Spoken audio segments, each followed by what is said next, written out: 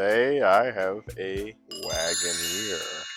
It's a 2024. Get kind of excited because this is an all-new model from Jeep. It's a brand new platform, and now, after 2022, it's available with a brand new engine.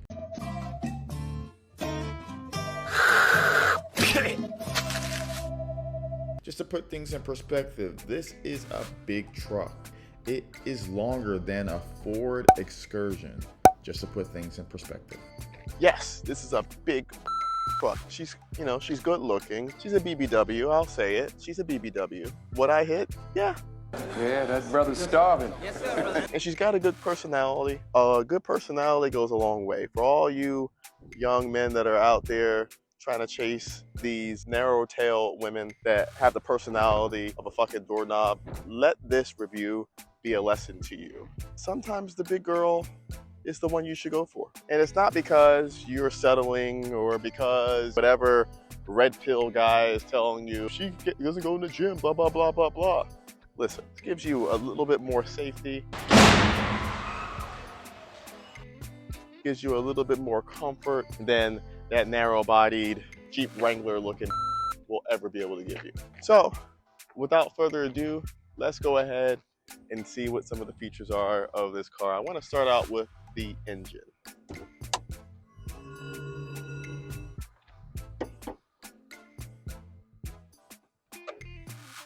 This is Dodge's, Stellantis, Chrysler, Jeeps. Stop playing with my name. I ain't gonna say it no more.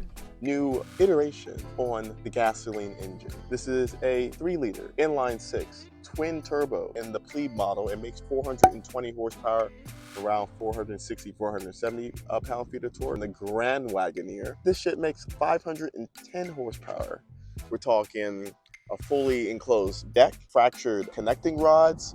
That's like race car shit. Stock boost, it's around 22 PSI. The upgraded one that makes 510 is at 26 PSI. The compression ratios are actually pretty solid for this too. I think it's around 10.5, 10.6 to 1 for the base 420 horsepower one.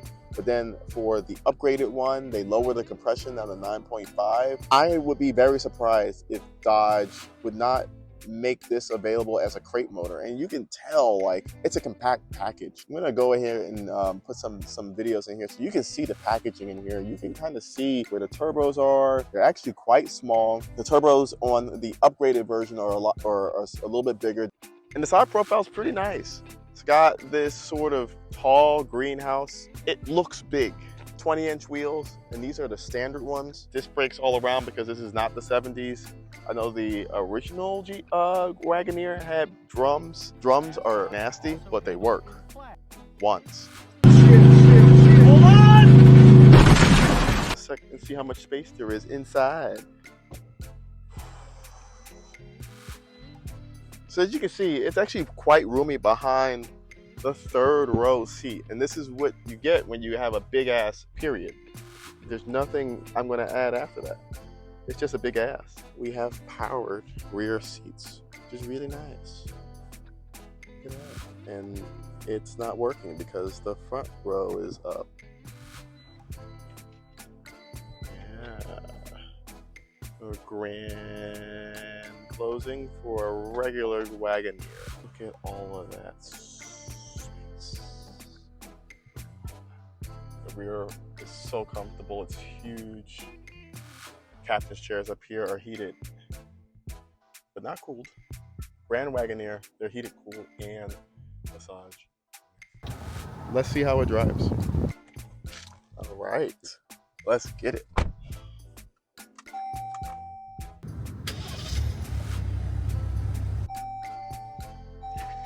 Grand Wagoneer, 2024, 420 horsepower, inline-six.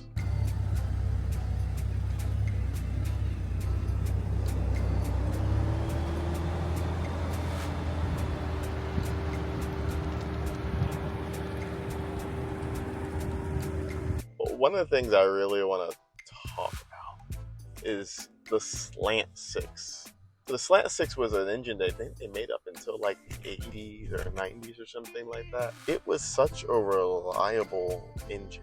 And the reason why it was named the slant six, I believe, is because it was positioned in the engine bay on an angle. The slant concept was actually first applied by Mercedes-Benz in 1952 with the 300 SL. That 30-degree angle was adopted by Chrysler and applied into their slant six so that they could fit their new six-cylinder engine into their smaller vehicles such as the Plymouth and Dodge Dart. Those engines were known to be absolute fucking workhorses. The name of workhorse engine that Dodge makes today, oh wait. Actually, I'll even take that back. Name an engine that you can reliably take out of a Dodge and run for 250,000 miles. I'll also wait. Ain't nobody got time for that. Exactly. I have high hopes for this motor. I know it's very complicated. The part that's going to probably be Most problematic is that third gear that's used to run the direct injection. Dodge, Jeep, Chrysler, Stellantis I ain't gonna say it no more. decided to make these engines with a third timing chain so that you could run the gas direct injection. It's usually run with a gear on the camshaft, which is above the main assembly, above the, it's on the head, so it's easy to get to. This has an entirely different setup. I'm not sure why they did that. All right, so I always start off with a performance test. This is a pretty heavy vehicle. We'll turn traction control off, and that shows that little indicator on there, so now we can get active. So 95 degrees, a little bit of below sea level, above sea level. We'll see how it does.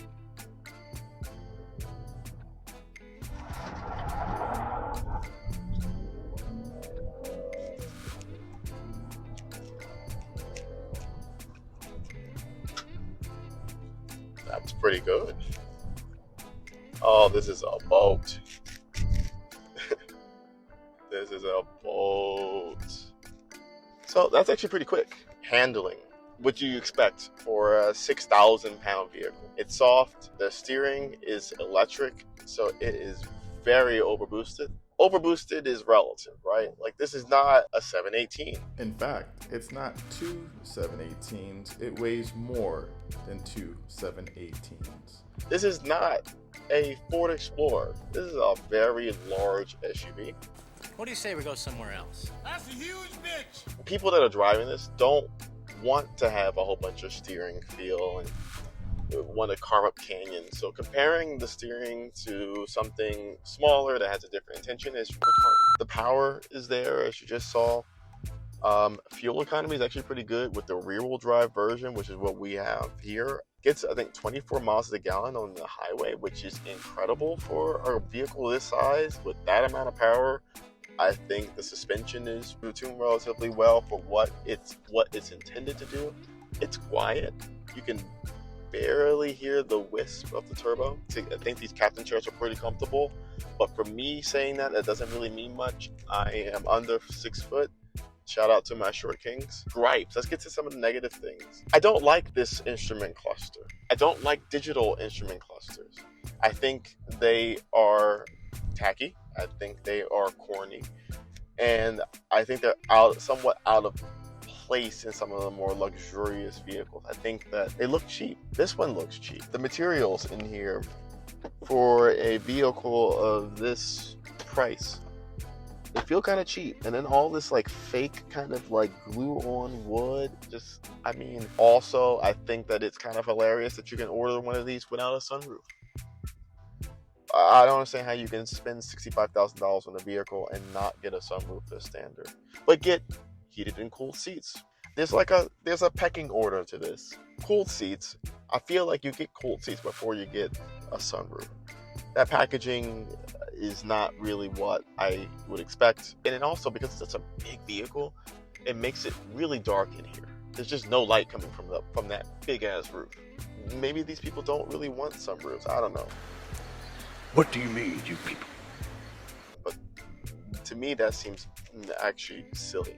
This engine gives me diesel vibes down low, but it gives me gas vibes in the mid-range. It's not tuned for breathing up top, which makes sense. It's perfectly tuned and perfectly matched with the vehicle this size because it makes the vehicle feel really light.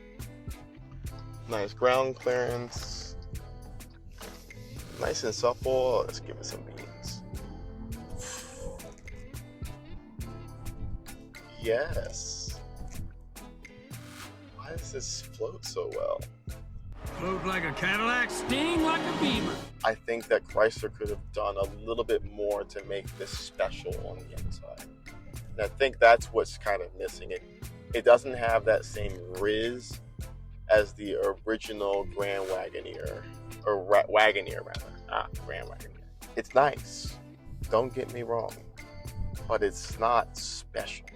And I wanted something that was special. I wanted to get in this and get that Wagoneer vibe, but it doesn't give me that special feeling that you got in the original Wagoneer.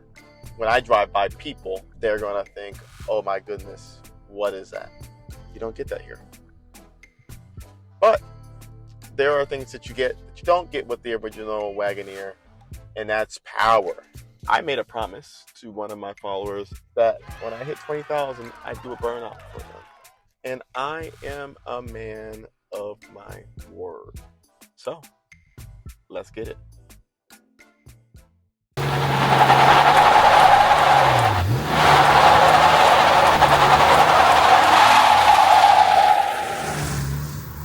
Fun reviewing this big ass Jeep, and I hope that you enjoyed it as well. If you have any feedback, please subscribe and comment below. And remember that life is too short to drive boring cars.